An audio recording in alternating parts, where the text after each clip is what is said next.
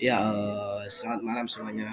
Perkenalkan nama saya Marley Mizanur Rahman. Saya dari kelas SIA angkatan 2024 dengan NIM 240201061. Untuk video kali ini saya ingin menjelaskan terkait dua poin inti, yaitu HTML dan juga PHP, dan nanti kita akan membahas terkait perbedaan dari kedua poin tersebut atau bahasa pemrograman tersebut.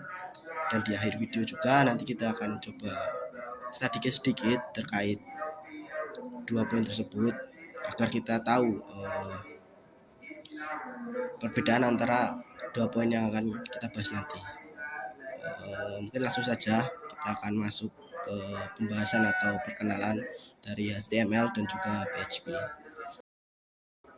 Oke, sesuai yang saya sampaikan tadi ya, di sini kita akan membahas terkait dua poin, yaitu HTML dan juga PHP.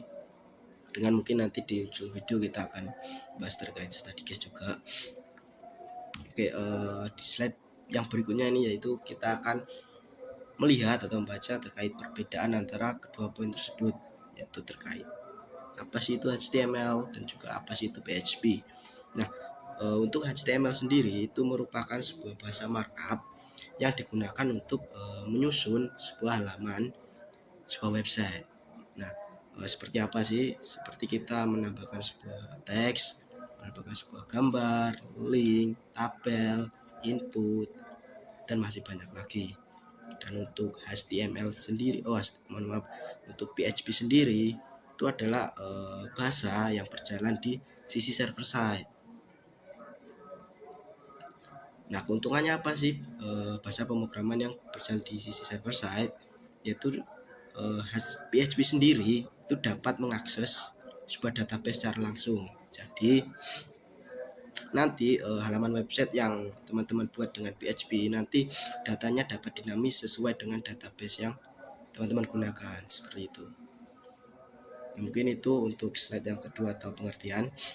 Nah, untuk slide yang berikutnya yaitu kita akan coba sedikit untuk mengetahui gimana sih perbedaan antara apa sih itu HTML tadi yang sudah kita tangkap dan apa sih itu PHP. Kita coba sedikit untuk melihat perbedaan dari kedua hal tersebut. Ya, untuk memulai study case kita perlu untuk menjalankan Apache dan juga MySQL-nya. Nah, walaupun nanti MySQL belum kita gunakan dulu. Nah, teman-teman bisa running example teman-teman.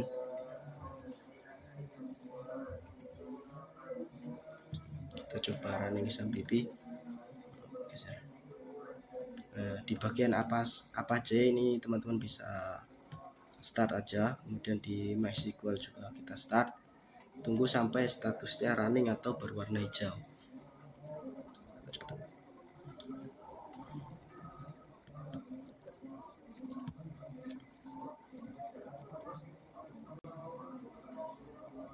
Nah, ini sudah running untuk Apache dan juga MySQL-nya. Kita bisa close saja. Nah, setelah kedua kebutuhan kita yaitu Apache dan juga MySQL kita running, di sini saya menggunakan VS Code untuk membantu saya menyusun sebuah struktur kode untuk kita eksekusi nantinya. Jadi teman-teman bisa gunakan VS Code juga kalau ada, atau pakai yang lainnya. Nah, setelah VS Code-nya terbuka, kita perlu membuat sebuah folder baru. Nah, folder baru ini kita perlu masukkan ke dalam sebuah folder yang ada di dalam exam.pipit, yaitu folder htdoc. Nah, teman-teman bisa buka Windows Explorer, terus masuk ke dimana letak folder exam.pip teman-teman. Kalau saya ada di D, terus exam.pip. Nah, di dalam htdoc ini kita masuk. Nah, di sini kita bisa buat new folder baru. Saya coba buat folder baru dengan nama study case. files. Nah, kita sudah buat foldernya di dalam htdoc. Sekarang folder ini kita perlu buka di dalam VS Code. Jadi teman-teman balik ke VS Code, teman-teman arahkan ke file, kemudian open folder. Nah, terusan kita cari folder yang barusan kita buat tadi.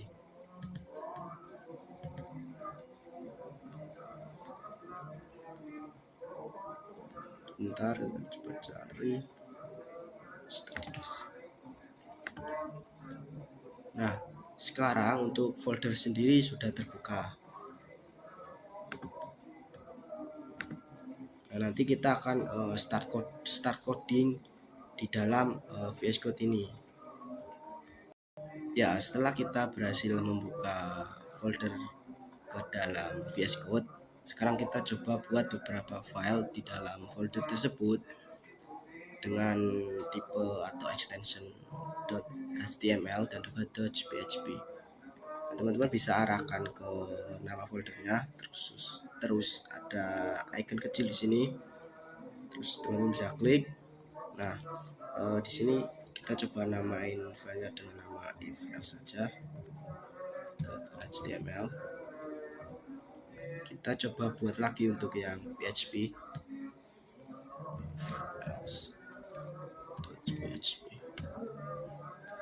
Nah, kedua file sudah kita buat, yaitu file untuk HTML dan file untuk PHP.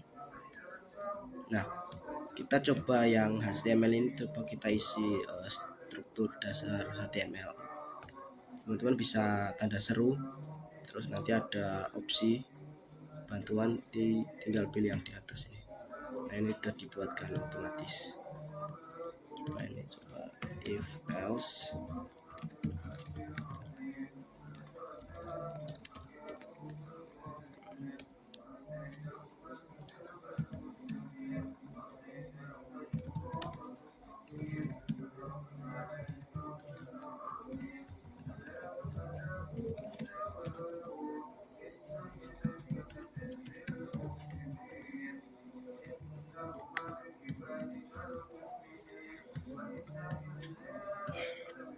Nah, untuk kedua file tadi yang barusan kita buat itu kita sudah isi dengan struktur kode yang sama.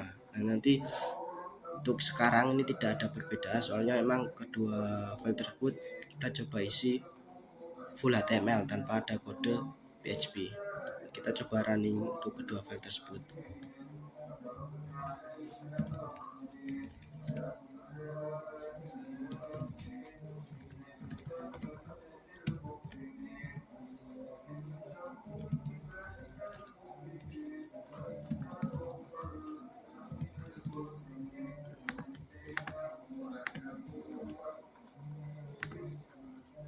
Nah, ini kalau kita lihat di sini, untuk saya coba running yang .html ini Anda dinyatakan lulus. Ini lulus di sini tidak dinamik. Kita coba ketik tadi. Dan untuk yang PHP juga sama, tampilannya nggak ada bedanya. Nah, sekarang kita coba tambahkan sedikit kode PHP ke dalam struktur kode kita. Coba teman-teman di if-else.html ini, di bagian lulus ini coba kita ubah ke kode PHP. Apakah bakal running sesuai harapan kita atau cuma dieksekusi by teks saja. Untuk membuat kode PHP, teman-teman itu harus diawali dengan tanda ini, kemudian tanda seru, dan PHP, dan spasi, tanda seru, dan tanda penutup ini.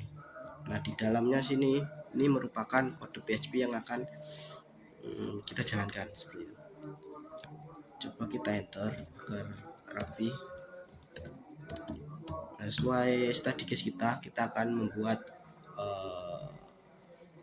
pengondisian dimana jika nilai lebih besar dari 75 maka dinyatakan lulus, tapi jika di bawah 75 maka dinyatakan tidak lulus. Coba coba kita buat kodenya. Kita buat variabel penampung nilainya dulu, migrate. Coba kita isi 75. Terus di bawahnya kita coba berikan pengondisian if else. Jika migrate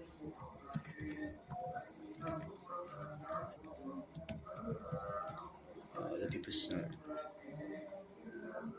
dari 75 atau sama dengan, maka kita bisa echo lulus.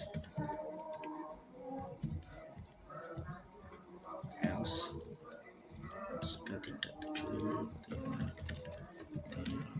Nah, kodenya cukup ini aja. Kita coba copy juga. Tuh, kodenya kita coba masukkan ke yang PHP. Kita coba lihat di browser yang tadi. Ini yang nah, ini yang PHP itu Anda dinyatakan lulus. Kenapa di sini outputnya lulus? Karena di migrate ini kita isi 75. Nah, jika di atas 75 itu kita berikan output lulus. Kalau kita isi 74 harusnya masuknya ke tidak lulus. Nah, ini sudah sesuai atau sudah running sesuai harapan kita. Nah, apa yang terjadi di .html? Coba kita lihat. Nah, di sini di .html,